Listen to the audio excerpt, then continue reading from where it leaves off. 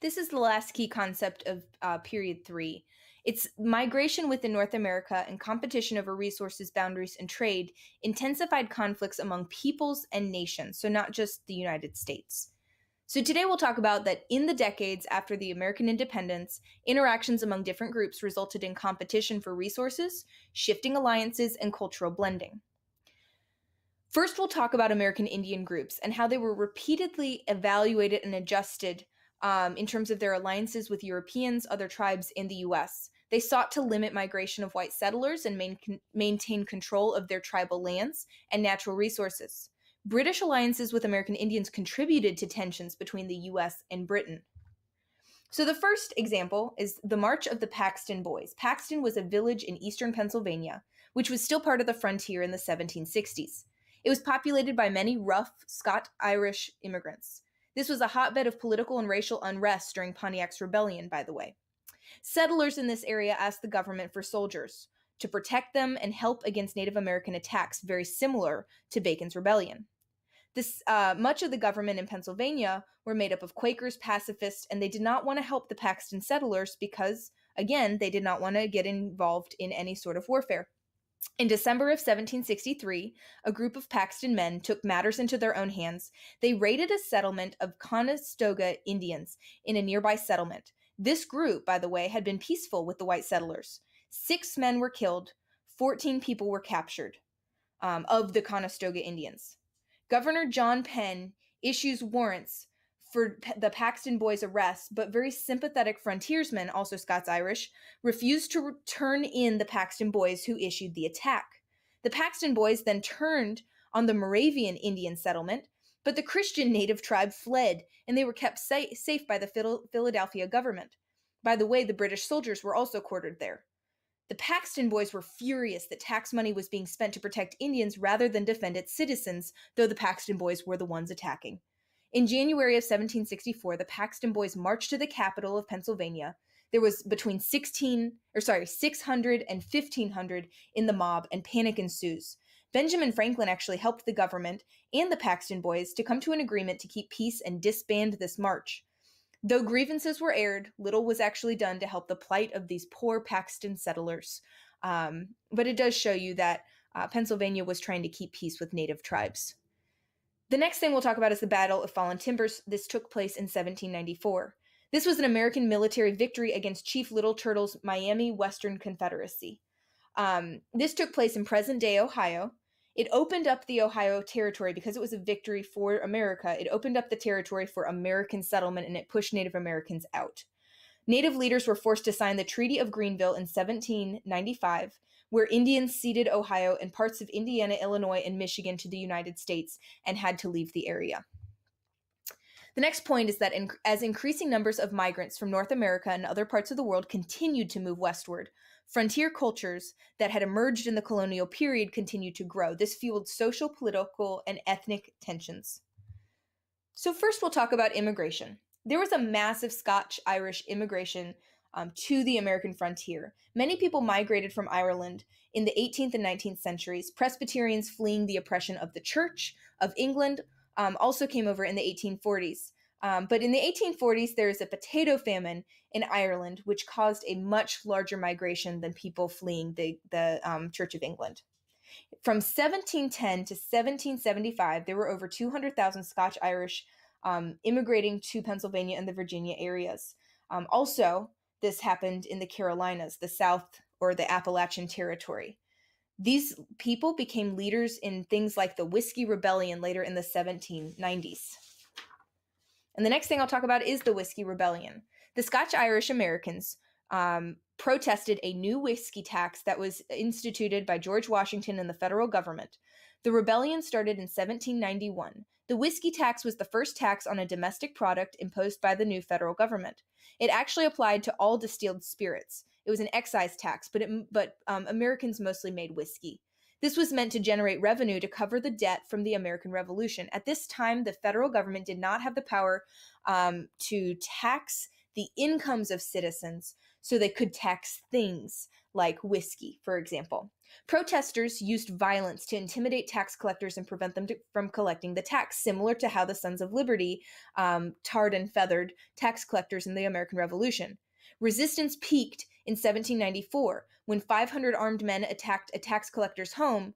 Washington responded by leading 13,000 U.S. militia himself into Pennsylvania to suppress the violent rebellion. This proved that the federal government could and would enforce laws. However, the tax was very hard to enforce, and it was repealed in 1800 under Jefferson. The Regulator Movement was another huge stance taken by people in North Carolina. This was pre-revolution. It took place in 1771, but it was not quite related to the Revolutionary battles. Farmers in North Carolina were angry at the lack of response from the state and local governments to reform the way taxes in North Carolina were assessed. The goal of the regulators was to riot so that courts were shut down, and courts had to be shut down so tax payments could stop because you had to go to court to pay the tax. This happened in Anson, Halifax, Granville, and Orange, which now includes Alamance County, and Rowan counties. In May of 1771, the governor of North Carolina, Governor Tryon, led troops to suppress the riots. Governor Tryon and his troops defeated the regulators at Alamance Creeks. Some of the regulators were hung, others were pardoned. Though the Regulator Movement ended, there was intense tension between the East and the West, the coastal versus the frontier of North Carolina, and that remained for a very long time. The next point is that as settlers moved westward during the 1780s, Congress enacted the Northwest Ordinance for admitting new states. The ordinance promoted public education and the protection of private property, and finally, a ban on slavery in the Northwest Territory. The Land Ordinance of 1785 set up a standardized system for settlers who could purchase farmland, they would buy titles, in the western frontier. Congress did not have the power to tax in 1785. Again, this was under the Articles of the Confederation, so this land sale raised money for the federal government. The survey system covered 3/4 of the continental U.S., and this policy lasted until the Homestead Act of 1862. This land ordinance established a basis for public land survey system. It created townships, which were square. They were 6 miles to a side, subdivided into 36 sections. Each of the sections was 1 square mile. Sections could be further divided and sold to settlers. This is very significant in establishing funding for public education because in every township, Section 16 was reserved for a public school. In 1787, 2 years later, the Northwest Ordinance was passed. It was also passed under the Articles of Confederation, or at least under that Congress. It set terms for new territory north of the Ohio River and east of the Mississippi River to become states on par with the other 13 states. The rules is that there's no fewer than 3, no more than 5 states that could be formed out of this territory shaded in black in front of you. A state could be admitted once the population of the area reached 60,000. Civil rights and liberties would be guaranteed. Slavery and servitude would be prohibited. Education in this area would be encouraged.